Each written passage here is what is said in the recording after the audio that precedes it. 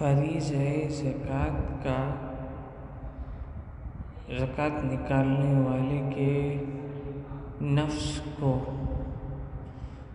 روحانی و نفسانی اور اخلاقی رذالتوں سے پاک صاف کرنے اور شدھ کرنے میں بڑا زبردست اثر ہوتا ہے۔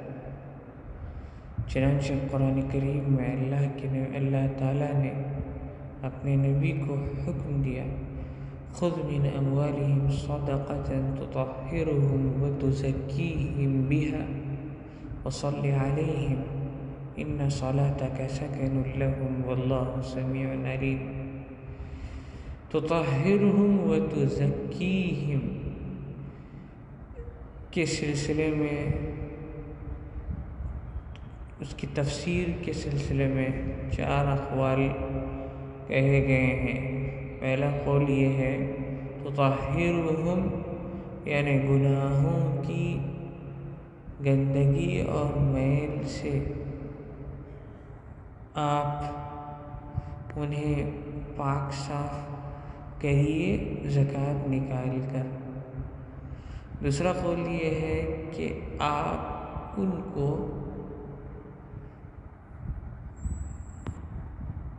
ان سے صدقہ لے لیجئے، یہ صدقہ ان کو لوگوں کے میل کچیل سے پاک کر دے گا۔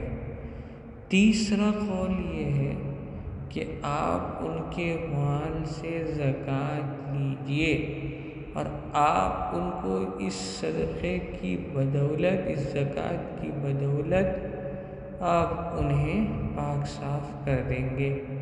چوتھا قول یہ ہے کہ آپ ان کے مالوں سے صدقہ لیجئے اور ان کو ان کے گناہوں سے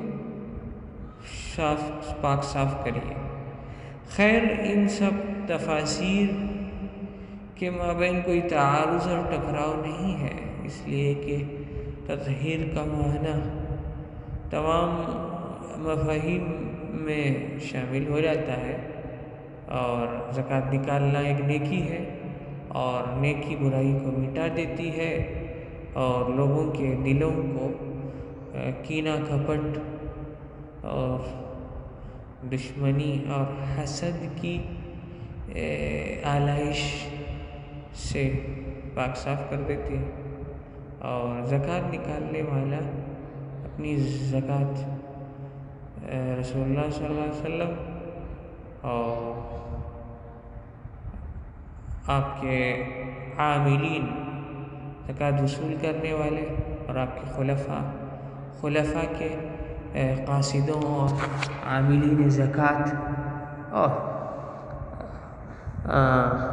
اللہ کے نبی علیہ السلام اور خلفائے راشدین کے نہج پر چلنے والے تمام جو عمرا ہیں ان کے حوالے کیا جائے گا اور زکوٰۃ ادا کی جائے گی۔